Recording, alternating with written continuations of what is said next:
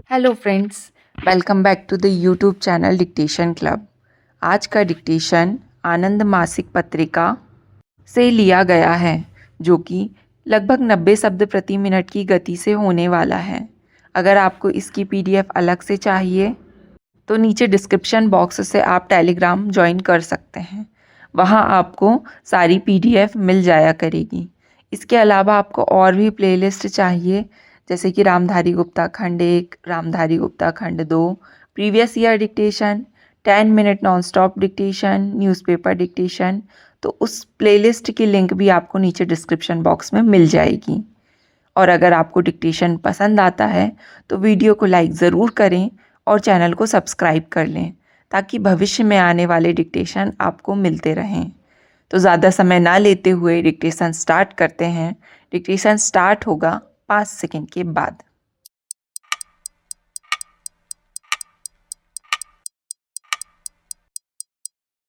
Start. प्यारी बहनों और प्यारे भाइयों, कल हम अपनी स्वतंत्रता की 54वीं वर्षगांठ मनाने जा रहे हैं। 54 वर्ष पहले इसी दिन भारत को नया जीवन और स्वतंत्रता मिली थी। इस खुशी के अवसर पर मैं देश और विदेशों में रहने वाले अपने देश के सभी नागरिकों का अभिनंदन करता हूँ और उन्हें अपनी शुभकामनाएं देता हूँ। यह मेरा सौभाग्य है कि मैं इस शुभ मौके पर अपने विचार आपके सामने प्रस्तुत कर सकूं। इस दिन हम अपने देश के उन लोगों को याद करते हैं जिन्होंने विदेशी शासन से स्वतंत्रता हासिल करने के लिए संघर्ष किया था और स्वतंत्रता के आंदोलन में अपनी कुर्बानियाँ दी थीं।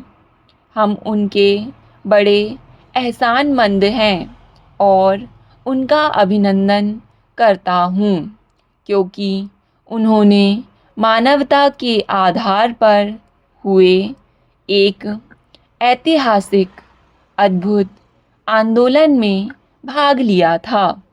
मेरा यह सौभाग्य है कि मैंने स्वतंत्रता आंदोलन में राष्ट्रपिता महात्मा गांधी, श्री जवाहरलाल नेहरू, सरदार वल्लभ भाई पटेल, मौलाना अबुल कलाम आज़ाद और डॉक्टर राजेंद्र प्रसाद जैसे महान नेताओं के मार्गदर्शन में काम किया है। हमारे संविधान निर्माताओं ने संविधान में प्रजातंत्र की पक्की नींव रखी है, जिसे समय के साथ साथ और भी मजबूत बना दिया गया है और अब हमारे प्रजातंत्र में काफ़ी मजबूती आ गई है। हमें एक महान सांस्कृतिक परंपरा विरासत में मिली है। पीढ़ियों से हमने अलग अलग धर्मों के मानने वाले और अलग अलग भाषाएं बोलने वाले विभिन्न वर्ग के लोगों ने अपना योगदान दिया है। हमारा राष्ट्र अनेकता में एकता का एक शानदार उदाहरण है। यह हमारा परम कर्तव्य है कि हम इस राष्ट्र को एक सूत्र में बांधने वाले इन रिश्तों को और मजबूत बनाएं। मैं इस शुभ मौके पर आप सबसे निवेदन करता हूँ कि इस महान कार्य में आप अपना योगदान दें और राष्ट्र की आध्यात्मिक और नैतिक बुनियादों को मजबूत बनाएं। हम आर्थिक विकास और सामाजिक न्याय पर आधारित योजनाओं द्वारा आर्थिक स्वतंत्रता प्राप्त करने की कोशिश में लगे हुए हैं। श्री जवाहरलाल नेहरू ने राष्ट्र को मूल दिशा दी थी। वे अपने देश के सामाजिक और आर्थिक विकास के लिए योजनाओं की सफलता में पक्का विश्वास रखते थे। हाल के वर्षों में हमने गरीब और पिछड़े लोगों की भलाई के लिए कई योजनाएं सफलता के साथ शुरू की है। फिर भी गरीबी और जीवन स्तर को ऊंचा उठाने के लिए एक लंबा रास्ता तय करना बाकी है। प्यारी बहनों और प्यारे भाइयों, हमारे देश ने समाजवाद के बुनियादी सिद्धांतों को स्वीकार किया है, जिन्हें मजबूत बनाने की दिशा में यह राष्ट्र आगे बढ़ रहा है। इन सफलताओं पर, विशेष रूप से उन पर जो हमें पिछले 2-3 वर्षों में मिली हैं, उन पर हम गर्व कर सकते हैं। प्रगति की गति को अभी और तेज करना होगा और हम सबको एकता और निष्ठा की भावना से कंधा मिलाकर काम करना होगा। हमें उन्नति के रास्ते में अनेक रुकावटों का मुकाबला करना है। यह लड़ाई किसी व्यक्ति विशेष या गुट के विरुद्ध नहीं, बल्कि सांप्रदायिकता, जातिवाद और क्षेत्रीय शक्तियों के विरुद्ध है। हम इस राष्ट्रीय प्रयास में सफलता सभी वर्गों के लोगों के पूर्ण सहयोग से ही प्राप्त कर सकते हैं।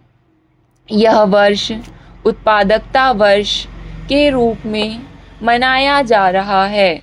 उद्योग धंधों का बुनियादी ढांचा बेहतर होने के कारण पिछले कुछ वर्षों के उद्योग धंधों में काफ़ी उत्पादन बढ़ा है। 2001 में हमारे देश ने 8% से अधिक औद्योगिक विकास की प्राप्ति की है। यह सब मज़दूरों, वैज्ञानिकों और प्रबंधकर्ताओं के सहयोग से ही संभव हो सका है। अनाज के मामले में हमारी खेती का आधार काफ़ी मजबूत हो गया है। यह हमारे देश के काश्तकारों की लगातार मेहनत का ही फल है।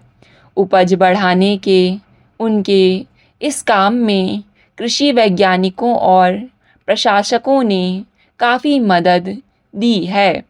2001 में अनाज का उत्पादन आज तक के हुए रिकॉर्ड से पिछले सब वर्षों से अधिक हुआ है। मुझे इस बात में कोई संदेह नहीं है कि उत्पादकता के इस वर्ष में हम उद्योग और खेतीबाड़ी में उत्पादन को और आगे बढ़ाएंगे। भारत को प्रौद्योगिकी के क्षेत्र में दुनिया के प्रगतिशील देशों में गौरवपूर्ण स्थान हासिल है। हमारे देश के विशेषज्ञ दुनिया के लगभग सभी हिस्सों में काम करते हैं। हमें अपने वैज्ञानिकों और प्रौद्योगिकी विदों द्वारा प्राप्त सफलता पर नाज है। इससे बड़ी हिम्मत होती है। हमें और भी इस तरफ ध्यान देना होगा, क्योंकि कड़ी मेहनत और अनुशासन से ही हम उत्पादन बढ़ा कर अपने देशवासियों के जीवन स्तर को ऊंचा उठा सकते हैं। जनशक्ति और आर्थिक साधन जो देश में मौजूद हैं, उनके इस्तेमाल से हमारे देश के लोगों के लिए ज़्यादा से ज़्यादा उत्पादन करना और पैदावार बढ़ाने के ऊंचे दर्जे को हासिल करना मुश्किल नहीं होगा। आवश्यक यह है कि हम एकाग्रता और पूरी लगन के साथ राष्ट्रीय प्रयासों में जुट जाएं। स्टॉप।